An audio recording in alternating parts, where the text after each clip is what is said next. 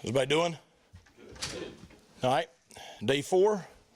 The weather certainly turned up this week for us, so that heat's been something else the first few days, but the kids have handled it pretty good.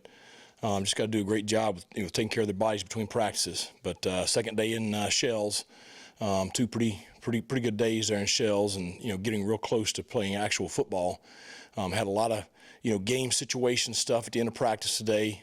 The last 2 days we've actually went live spot, so that really allows our offense to actually operate. So I saw a lot of bright stuff. A lot of stuff we got to correct. It's early in camp, but the attitudes and the effort's been really, really good. Questions? How fine is the line between heat and too much heat? Yeah. Well, that's the thing. You got to practice. We don't have an indoor practice facility for me to get out of it any. So you have no choices. So we just try to go, in the morning. We've been walking through at night, but even walking through it, 7:30 at night, the humidity out there is draining their bodies. And that's what's getting us a little bit is, they practice hard in the morning, try to refuel their bodies at lunch and in the afternoon. Then you go out there for a walk through at night and it drains them again. That's where if we had a place to go indoors that had, lines and a field on it, I'd be able to save them a little bit and help us recover. So we just got to be extra careful with, making sure we keep everybody safe. The trainer's doing a great job with, monitoring body weights and, making sure we don't, have somebody out there that's too drained. But it's, definitely been a concern we've had to deal with. How are y'all working in the headset communication system in practice now? We've used them every practice. So, Blake's talking to the linebackers and John Davis talking to the quarterbacks. So, during the team, during Skelly, during any competitive situation, it's, fairly close to what it'll be on game day. We don't have the cutoff switch like we'll have on game day. We're going to try to have the clock operator here that's going to, the guy that's going to do that on game day here for the 2 scrimmages so that we can work with the cutoff and just how that's going to impact our ability to go fast. When the shoulder pads get added and you get to Shells, from a coaching standpoint, what are you looking for out of your players when you get that piece on? Well, who shows up and who disappears. That's the thing. Everybody looks good running out there in helmets because nobody's going to hit you. Our Shells practices are pretty physical, so, you really get to see who shows up. And, when a guy shows up in a padded practice, preseason camp, then, you have a chance of that guy's going to do the same thing on game day. And so it really separates. And, the young players, they've got to learn how to operate in that manner. And, the veterans, they know the deal, and those guys are the ones you can count on. But, the rookies got to get used to it. The other day you referenced Rajay being in with the third team because a young player was struggling. Yeah.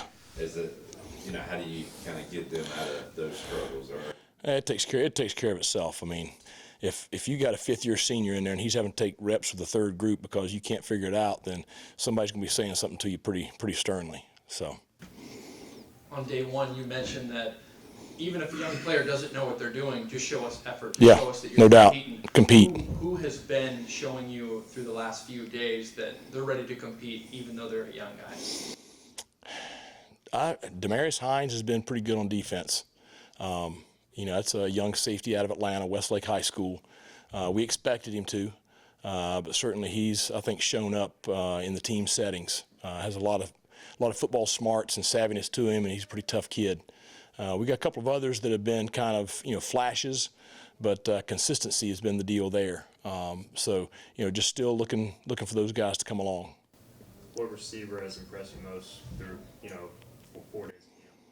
Yeah, probably a couple. I mean, I think Anthony Smith, everybody knows he can make the plays down the field, but he's made some, big catches on some underneath, some slants, some spot routes and things where you're going to get hit, and you guys just sit in there and catch it. So I've been really pleased with him. I think Winston Wright, he's made a lot of plays, but he's an experienced veteran guy. But I think those 2 guys have really stood out here the first 4 days. is anybody unable to go now that you hope to have back during camp or beginning of the season? Well, we got a bunch out. We got some turned ankles, and we got some hip pointers and stuff like that.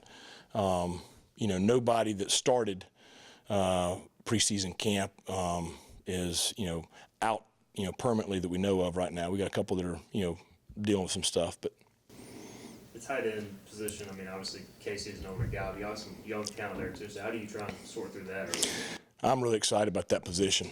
You got Casey Kelly and Tyler Savage. It's 2 seniors that have played a lot, and they look like it. I mean, they look like it out there on the practice field. They look like it when we get in competitive situations. You know, they can handle the situations. They can make the plays under pressure. So that's been really good. But you also have DeCerio Riles and Javante Connor, who, you know, that's two extremely talented young guys. And, you know, it's kind of like we were talking about with, you know, some of the freshmen. You know, they've shown flashes. It's just consistency. You know, Javante stunk yesterday. But then today he came back and I think had a pretty good day. You know, DeCerio I think had a good day today. But it's just consistency, you know, showing up every day and performing every day. And that's the, you know, that's the deal with young players. They got to learn to do that. How important is the first scrimmage coming up for the quarterbacks, and is there an update there, how they're doing? Well, both of them have had 2 days with the ones. So today was Jake's. I think both of them have played well. I don't know that they haven't played better when they were the twos, which is, you know, kind of funny. But, you know, it's obviously a big week next week. You know, and they both are putting a lot of pressure on themselves because they both want it so bad.